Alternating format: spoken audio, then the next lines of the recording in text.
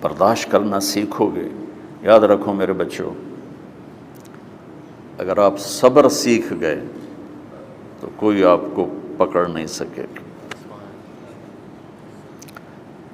یہ جو ریسنگ گاڑیاں ہوتی ہیں نا،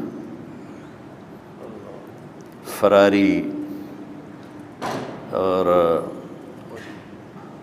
مختلف ان کے نام ہیں، مشہور فراری ہے، اٹلی میں بنتی ہے.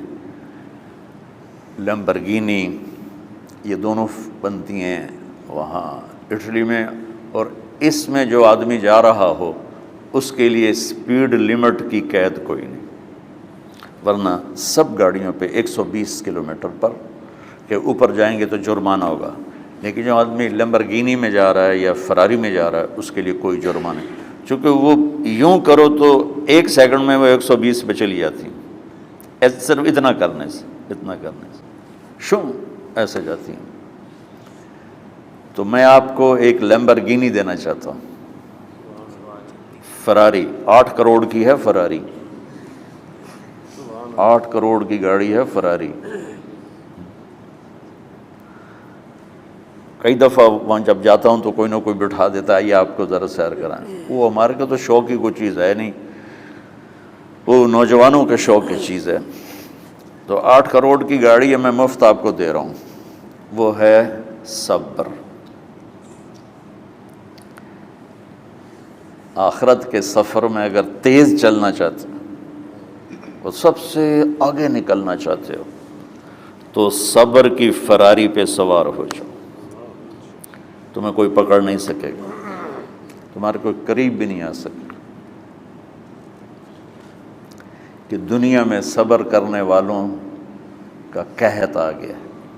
بڑے بڑے علماء ہیں اخلاق سے خالی، بڑے بڑے علماء ہیں صبر جانتے ہی نہیں.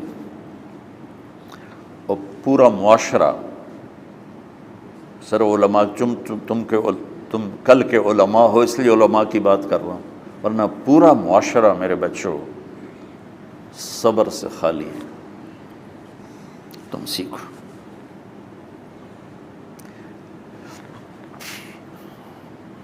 دیکھو میری ایک بات سنو، علم کی کمی ہو تو اچھے اخلاق اس کو چھپا دیتے ہیں،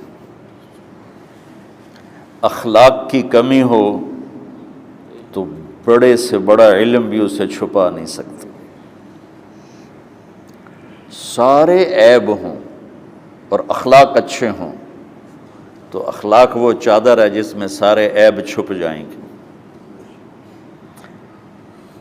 اور ساری صفتیں ہوں اور بد اخلاق ہو تو ہر صفت کو بد اخلاقی چھپا دے گی. میرے نبی نے نماز لمبی پڑھی، اللہ نے روک دیا، کہا نہیں چاہیے. ما انزلنا علیک القرآن لتشقی، مختصر نماز پڑھیں، درمیانی نماز پڑھیں. پیسہ سارا خرچ کر دے، اللہ نے روک دیا. ولا تبسطها کل البسط، میرے نبی سارا خرچ نہ کرو، کچھ بچا کے بھی رکھو. تبلیغ میں اپنی جان کھپائی، اللہ نے اس سے بھی روک دیا. فلا تذهب نفسك علیہم حسرات، تبلیغ کرو خود نہ مر جاؤ. تبلیغ کتنا بڑا عمل ہے، اللہ نے کہا اعتدال. نماز کتنا بڑا عمل ہے، اللہ نے کہا درمیانہ ہاتھ رکھو. مال خرچ کرنا کتنا بڑا عمل ہے، اللہ نے کہا درمیانہ ہاتھ رکھو. جب میرے نے میں نے اخلاق میں بلند پرواز دکھائی تو اللہ نے کہا شاباش انک لعلی خلق عظیم. میرا نبی میں آپ کو شاباش دیتا ہوں، آپ کے اخلاق بڑے عالی شان ہیں.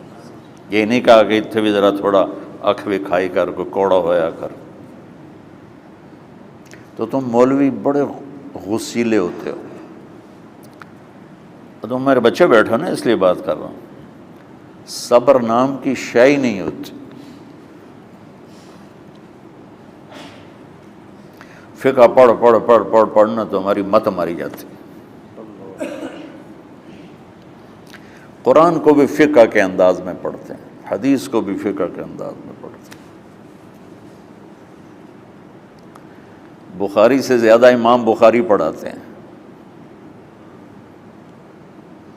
ترجمۃ الباب پہ اتنا وقت لگا دیتے ہیں کہ حدیث جو اصل چیز ہے اس کی طرف توجہ نہیں جاتی۔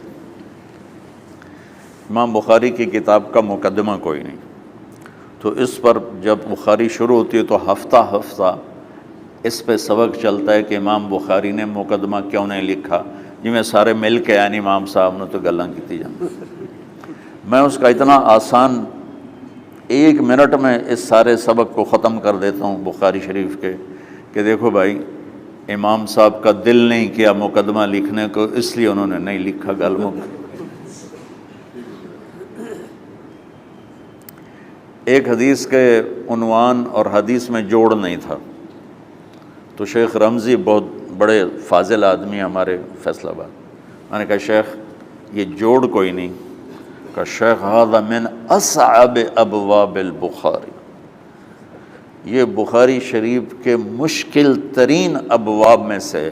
میں نے کہا بڑا آسان کام ہے، امام بخاری بھول گئے، ترجمہ کوئی اور تھا، حدیث کوئی اور لکھ دی، بھول گئے، بشری تو ہیں، کیوں بچوں نو مصیبت وچ پان دے۔ تو بچوں شوق سے جاؤ، بہانے نہ کرو، ہماری طرح تھوک ڈال کے پیٹوں میں درد، وہ شامہ پہ جان گیا پھر توڑیاں۔ ٹھیک ہے نا، میں زیادہ بول نہیں سکتا ہوں، ضروری سمجھ کے آیا تھا کہ تم خوشی سے جاؤ۔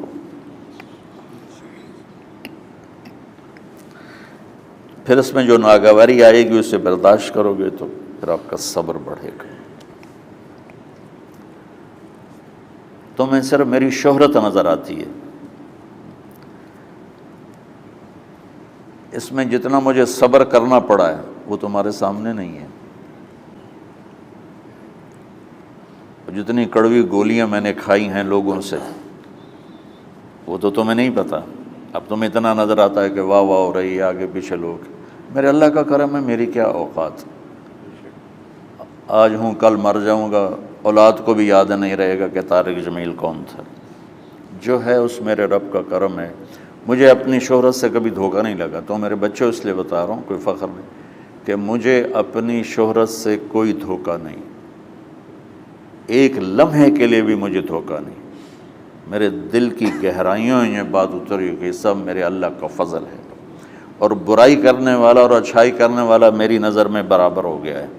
برابر ہونے کا مطلب پہلے سمجھو، تم مجھے گالی دو گے مجھے تکلیف ہوگی، تو میری تعریف کرو گے مجھے خوشی ہوگی، اس کو برابری نہیں کہتے، وہ تو ایک طبعی چیز ہے۔ یہ میں نے ہاتھ پہ اپنا ہی ہاتھ مارا تو اس کو درد ہو رہا، تو اگر میں مولوی شوکت صاحب سے بدتمیزی سے بات کروں گا تو ان کو تکلیف ہوگی، اور میں ان کی قربانیاں بیان کروں گا۔ یہ ذرا کھڑے ہو نا، ادھر ہاتھ دو، یہ اس سارے نقشے کے بانی ہیں، یہ پہلی اینٹ ہے، یہ 3000 روپے اس وقت لے رہے تھے 1985 میں 86 میں کراچی،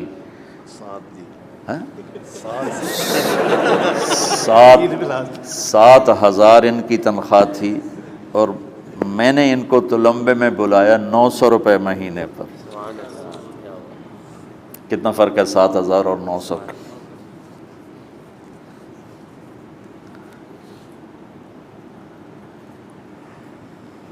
لوگ میری تعریف کرتے ہیں، میں اللہ کا شکر ادا کرتا ہوں، اور اس پہ میں تکبر میں نہیں آتا۔ یہ ہے مدح اور ذم برابر ہو جائے، یعنی تعریف کرنا اور برائی کرنا برابر ہو جانے کا مطلب یہ نہیں ہے کہ برائی سن کے اثر نہیں ہوتا اور تعریف سن کے اثر نہیں ہوتا، نہیں، برابر ہونے کا مطلب بتا رہا ہوں، اس کی توفیق تائید رحمت اپنی اولاد کو بتا رہا ہوں۔